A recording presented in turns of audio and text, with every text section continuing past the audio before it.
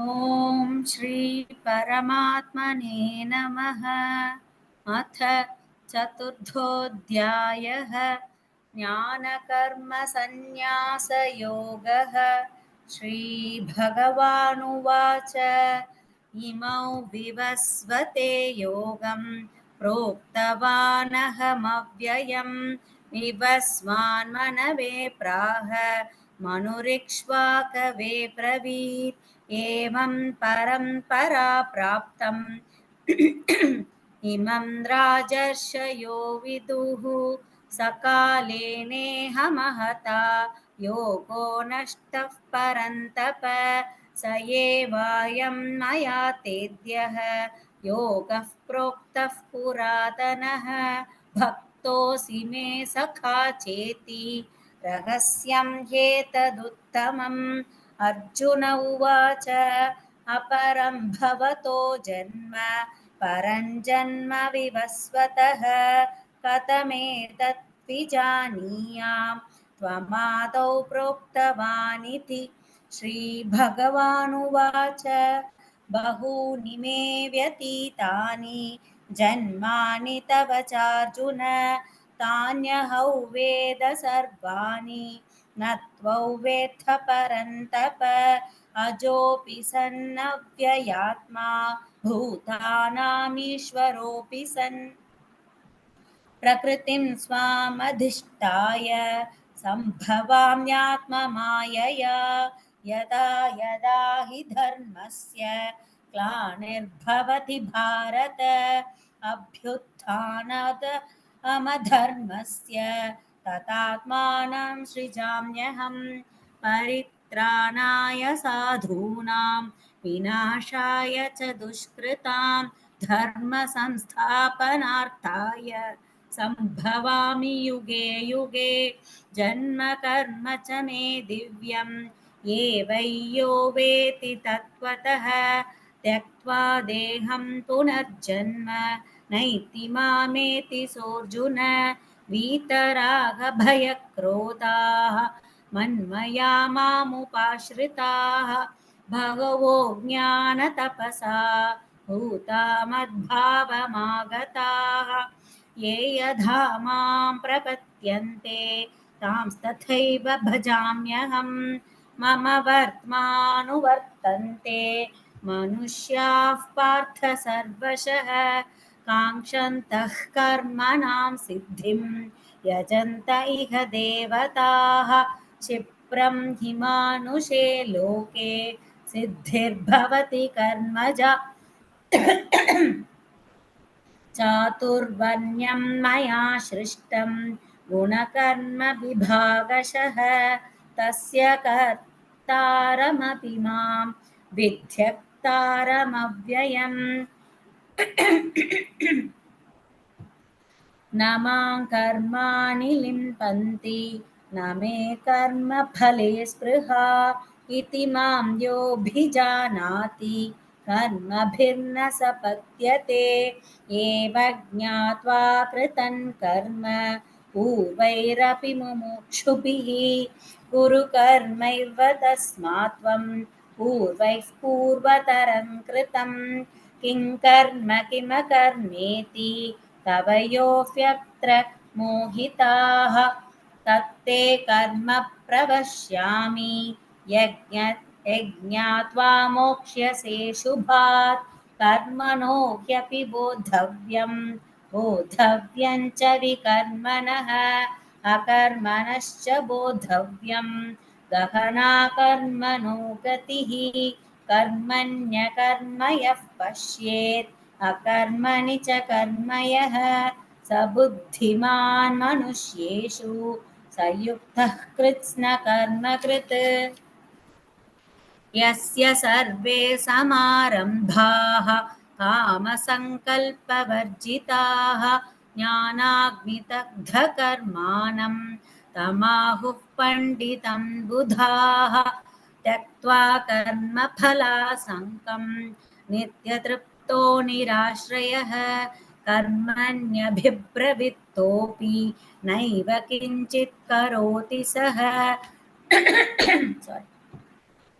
निराशीर्यत चित्तात्मा त्यक्तसर्वपरिग्रहः शारीरं केवलं कर्म कुर्वन्नाप्नोति किल्बिषम् यदृच्छालाभसन्तुष्टः त्वन्त्वातीतो विमत्सरः समसिद्धावसिद्धौ च कृत्वापि न निबध्यते गतसङ्गस्य मुक्तस्य ज्ञानावस्थितचेतसः यज्ञायाचरतः कर्म समग्रं प्रविलीयते ब्रह्मार्पणं ब्रह्महविः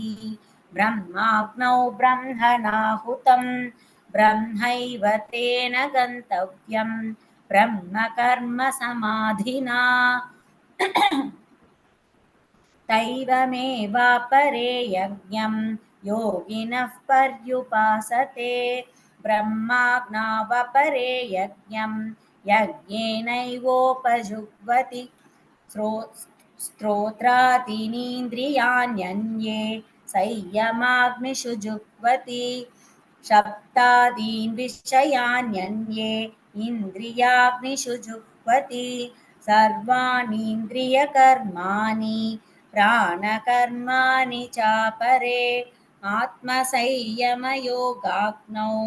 जुह्वति ज्ञानदीपिते द्रव्ययज्ञास्तपो यज्ञाः योगयज्ञास्तथा परे स्वाध्यायज्ञानयज्ञाश्च यतयः संसितव्रताः अपाने जुह्वति प्राणं प्राणे पानं तथा परे प्राणापानगति कृत्वा प्राणायामपरायणाः अपरे नियताहाराः प्राणान् प्राणेषु जुह्वति सर्वेऽप्येते यज्ञवितः यज्ञः कल्मषाः यज्ञशिष्टामृतभुजः यान्ति ब्रह्म सनातनं नायल्लोकोऽस्त्ययज्ञस्य कुतोऽन्यः कुरु सत्तम एवं बहुविधा यज्ञाः वितता ब्रह्मणो मुखे कर्मजान् विद्धितान् सर्वान् एवं ज्ञात्वा विमोक्ष्यसे श्रेयान् द्रव्यमयात् यज्ञात् ज्ञानयज्ञः परन्तप सर्वं कर्माखिलं पार्थ ज्ञाने परिसमाप्यते उपदेक्ष्यन्ति ते ज्ञानं ज्ञानिनस्तत्त्वदर्शिनः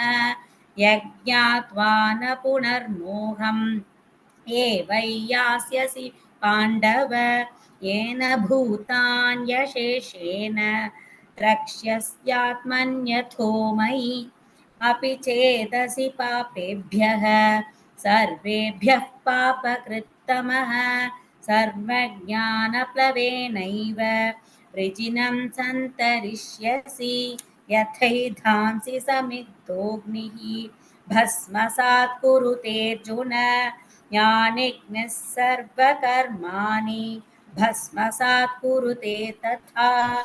न हि ज्ञानेन सदृशं पवित्रमिह विद्यते तत्स्वयै योगसंसिद्धः कालेनात्मनि विन्दति श्रद्धावान् लभते ज्ञानं तत्परः संयतेन्द्रियः ज्ञानं लब्ध्वा परां शान्तिम् अशिरेणाधिगच्छति अज्ञः शाश्वतधानं च संशयात्मा विनश्यति नायं लोकोऽस्ति न परः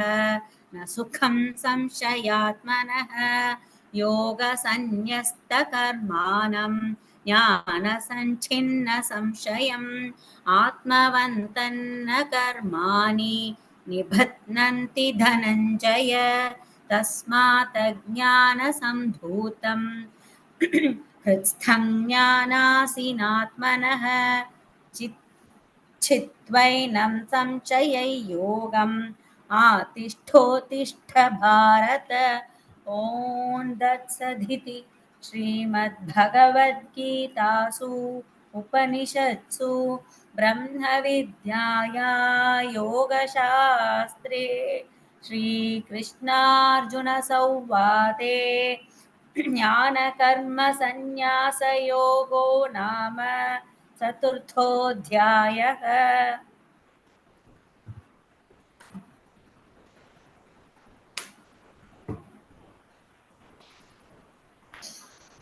ॐ श्री परमात्मने नमः। अथ पञ्चमोऽध्यायः। कर्मसन्न्यासयोगः। अर्जुन उवाच सन्न्यासं कर्मणां कृष्ण पुनर्योगं च शंससि यच्छ्रेययेतयोरेकं तन्मे ब्रूहि सुनिश्चितम्। श्रीभगवानुवाच सन्न्यासः कर्मयोगश्च निःश्रेयसकरावुभौ तयोस्तु कर्मसन्न्यासात् कर्मयोगो विशिष्यते। ज्ञेन स नित्यसन्न्यासी यो न द्वेष्टि न काङ्क्षति निर्द्वन्द्वो हि महाबाहो सुखं बन्धात् प्रमुच्यते। सांख्ययोगौ भृतः बालाः प्रवदन्ति न पण्डिताः एकमप्यास्थितः संयुः उभयोर्विन्दते फलम् यत्साङ्ख्यैः प्राप्यते सत्तानं तद्योगैरपि गम्यते एकं साङ्ख्यं च योगं च यः पश्यति स पश्यति सन्न्यासस्तु महाबाहो दुःखमाप्तुमयोगतः योगयुक्तो मुनिर्ब्रह्म न शिरेणाधिगच्छति योगयुक्तो विशुद्धात्मा विजितात्मा जितेन्द्रियः सर्वभूतात्मभूतात्मा कुर्वन्नपि न लिप्यते नैव किञ्चित् करोमीति युक्तो मन्येत तत्त्ववित् पश्यन् शृण्वन् श्रुभन् जिघ्रन् अश्नन् गच्छन् स्वपन् स्वशन् प्रलपन् विसृजन् गृह्णन् उन्मिषन् निमिषन्नपि इन्द्रियाणीन्द्रियार्थेषु वर्तन्त इति धारयन् ब्रह्मण्याधाय कर्माणि सङ्गं त्यक्त्वा करोति यः लिप्यतेन स पापेन पद्मपत्रमिवाम्भसा कायेन मनसा बुद्ध्या केवलैरिन्द्रियैरपि योगिनः कर्म कुर्वन्ति सङ्घं त्यक्त्वात्मशुद्धये युक्तः कर्मफलं त्यक्त्वा शान्तिमाप्नोति नैष्टिकीम् अयुक्तः कामकारेण फले सक्तो निबध्यते सर्वकर्माणि मनसा सन्न्यस्यास्ते सुखौ वशी नवद्वारे पुरे देहि नैव कुर्वन्न कारयन् न कृत्स्नः कर्माणि लोकस्य शुचति प्रभुः न कर्मफलसंयोगम् स्वभावस्तु प्रवर्तते नादत्ते कस्यचित् पापं न चैव सुकृतौ विभुः अज्ञानेनावृतं ज्ञानं तेन मुह्यन्ति जन्तवः ज्ञानेन तु ततज्ज्ञानं येषानाशितमात्मनः तेषामादित्यवज्ञानं प्रकाशयति तत्परम् तद्बुद्धयस्ततात्मानः तन्निष्ठास्तत्परायणाः गच्छन्त्य पुनरावृत्तिं ज्ञाननिर्धूतकल्मषाः विद्याविनयसम्पन्ने ब्रह्मणे कविहस्तिनि शुनिश्चैव स्वपाके च पण्डिताः समदर्शिनः इहैव तैर्जितः सर्गः येषां साम्ये स्थितं मनः निर्दोषं हि समं ब्रह्म तस्मात् ब्रह्मणि ते स्थिताः न प्रहृष्येत् प्रियं प्राप्य नोद्विजेत् प्राप्य चाप्रियं सिद्धिरबुद्धिरसम्मूढः ब्रह्मविद्ब्रह्मनिस्थितः बाह्यस्पर्शेष्वसक्तात्मा विन्दत्यात्मनि यत्सुखं स ब्रह्मयोगयुक्तात्मा सुखं सुखक्षयमश्नुते ये हि संस्पर्शजा भोगाः दुःखयोनय एव ते आद्यन्तवन्तः कौन्तेयः न तेषु रमते बुधः शक्नोति हैव यः सोढुं प्राक्शरीरविमोक्षणात् कामक्रोधाद्भवौ वेगं स युक्तः स सुखी नरः योऽन्तः सुखोऽन्तरारामः तथान्तर्ज्योतिरेव यः स यो हि ब्रह्मनिर्वाणं ब्रह्मभूतोऽधिगच्छति लभन्ते ब्रह्मनिर्वाणं वृक्षयः क्षीणकल्मषाः छिन्नद्वैधायतात्मानः सर्वभूतहिते रताः कामक्रोधवियुक्तानां यदीनायतचेतसाम् अभितो ब्रह्मनिर्वाणं वर्तते विदितात्मनां स्पर्शान् कृत्वा बहिर्बाह्याश्चक्षुश्चैवान्तरे भ्रुवोः प्रणापानौ समौ कृत्वा नासाभ्यन्तरचारिणौ यतेन्द्रियमनोबुद्धिः मुनिर्मोक्षपरायणः विगतेच्छाभयक्रोधः यः सदा मुक्त एव स भोक्तारयज्ञतपसां सर्वलोकमहेश्वरं सुकृतं सर्वभूतानां ज्ञात्वा मां शान्तिमृच्छति ॐ तत्सदिति श्रीमद्भगवद्गीतासु उपनिषत्सु ब्रह्मविद्याया योगशास्त्रे श्रीकृष्णार्जुनसंवादे सन्न्यासयोगो नाम पञ्चमोऽध्यायः।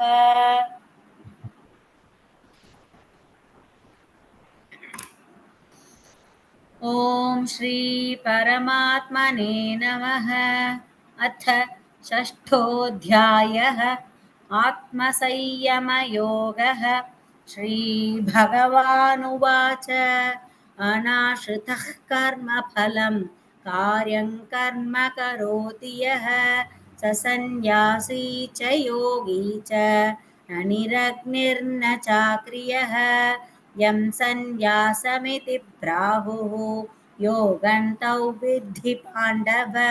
न ह्यसन्न्यस्तसङ्कल्पः योगी भवति कश्चन आरुरुक्षोर्मुनेर्योगं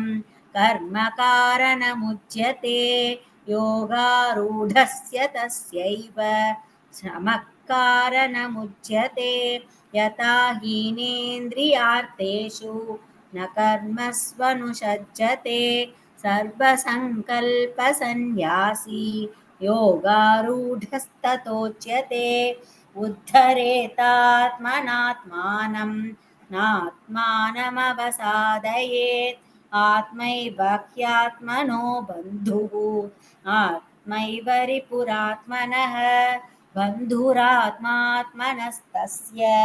येनात्मैवात्मना जितः अनात्मनस्तु शत्रुत्वे वर्तेतात्मैव शत्रुवत् जितात्मनः प्रशान्तस्य परमात्मा समाहितः शीतोष्णसुखदुःखेषु तथा मानापमानयोः ज्ञानविज्ञानतृप्तात्मा कूटस्थो विजितेन्द्रियः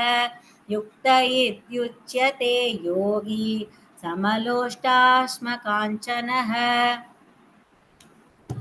सुहृन्मित्रार्युदासीनमध्यस्थत्वेषबन्धुषु साधुष्वपि च पापेषु समबुद्धिर्विशिष्यते योगी युञ्जीत सततम् आत्मानां रहसि स्थितः एकाकीयत चित्तात्मा निराशीरपरिग्रहः सुषौ देशे प्रतिष्ठाप्य स्थिरमासनमात्मनः नात्युच्छ्रितन्नातिनीचं शैलाजिनकुशोत्तरं तत्रैकाग्रं मनः कृत्वा यतचित्तेन्द्रियक्रियः उपविश्यासने युञ्ज्यात् योगमात्मविशुद्धये समङ्काय शिरो ग्रीवं धारयन्नचलन् स्थिरः सम्प्रेक्ष्य नासिकाग्रं स्वं दिशश्चानवलोकयन् प्रशान्तात्मा विगतभिः ब्रह्मचारिव्रते स्थितः मनः संयम्य युक्त आसीत मत्परः युञ्जन्नेवं सतात्मानं योगी नियतमानसः शान्तिं निर्वाणपरमां मत्संस्थामधिगच्छति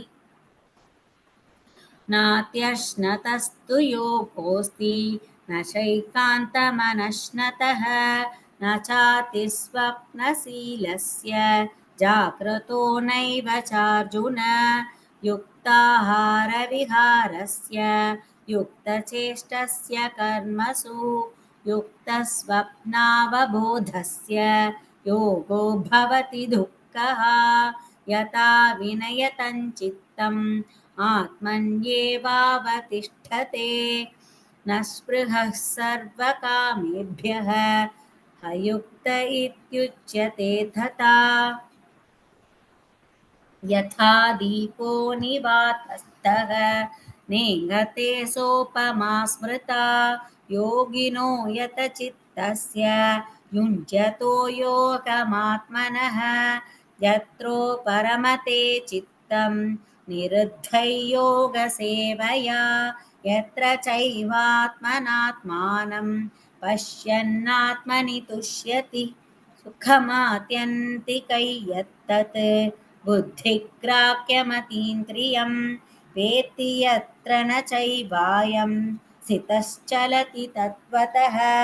यल्लब्ध्वा चापरल्लाभं मन्यते नाधिकं ततः यस्मिन् स्थितो न दुःखेन गुरुणापि विचाल्यते तौ विद्याधुक्कसंयोगवियोगयोगसंज्ञितं स निश्चयेन योक्तव्यः योगो निर्विण्णचेतसा सङ्कल्पप्रभवान् कामांस् त्यक्त्वा सर्वान् शेषतः मनसैवेन्द्रियग्रामं विनियम्य समन्ततः शनैः शनैरुपरमेत् बुद्ध्या धृतिगृहीतया आत्मसंस्थं मनः कृत्वा न किञ्चिदपि चिन्तयेत् यतो यतो निश्चरति मनश्चञ्चलमस्थिरं ततस्ततो नियम्यैतद् आत्मन्येव वशन्नयेत् प्रशान्तमनसं ह्येनं योगिनं सुखमुत्तमम् उपैति शान्तरजसं ब्रह्मभूतमकल्मषं युञ्जन्नेवं सतात्मानं योगी विगतकल्मषः सुखेन ब्रह्म संस्पर्शम् अत्यन्तं सुखमश्नुते सर्वभूतस्तमात्मानं सर्वभूतानि चात्मनि ईक्षते योगयुक्तात्मा सर्वत्र समदर्शनः यो मां पश्यति सर्वत्र सर्वं च मयि पश्यति तस्याहं न प्रणश्यामि स च मे न प्रणश्यति सर्वभूतस्थितै यो मां भजत्येकत्वमास्थितः सर्वधा वर्तमानोऽपि स योगी मयि वर्तते आत्मौपं येन सर्वत्र समं पश्यति योऽर्जुन सुखौ वा यति वा दुःखं स योगी परमो मतः अर्जुन उवाच योगस्त्वया प्रोक्तः साम्येन मधुसूदन एतस्याहं न पश्यामि चञ्चलत्वात् स्थितिं स्थिराम् चञ्चलं हि मनः कृष्ण प्रमाथि बलवदृढं तस्याहं निग्रहं मन्ये वायोरिव सुदुष्करं श्रीभगवानुवाच असंशयं महाबाहो मनो दुर्निग्रहं चलम् अभ्यासेन तु कौन्तेय वैराग्येन च गृह्यते असंयतात्मना योगः दुष्प्राप इति मे मतिः वश्यात्मना तु यतता शक्यो वाप्तुमुपायतः अर्जुन उवाच अयति श्रद्धयोपेतः योगाश्चलितमानसः अप्राप्य योगसंसिद्धिं कां गतिं कृष्ण गच्छति कच्चिन्नो भयविभ्रष्टः छिन्नभ्रमिव नश्यति अप्रतिष्ठो महाबाहो विमूढो ब्रह्मणः पथि एतन्मे संशयं कृष्ण छेतुमर्हस्यशेषतः त्वतन्यः संशयस्यास्य छेता नक्युपपद्यते श्रीभगवानुवाच पार्थ नैवेह नामुत्र विनाशस्तस्य विद्यते न हि कल्याणकृत् कश्चित् दुर्गतिं तात गच्छति प्राप्य पुण्यकृतान् लोकान् उषित्वा शाश्वती समाः सुशीनां श्रीमतां केहे योगभ्रष्टोऽभिजायते अथवा योगिनामेव कुले भवति धीमताम् एतद्धि दुर्लभतरं लोके जन्म यतीदृशं तत्र तं बुद्धिसंयोगं लभते पौर्वदेहिकं यतते च ततो भूयः संसिद्धौ कुरु नन्दन पूर्वाभ्यासेन तेनैव क्रियते हि वसोऽपि सः जिज्ञासुरपि योगस्य सप्तब्रह्माति वर्तते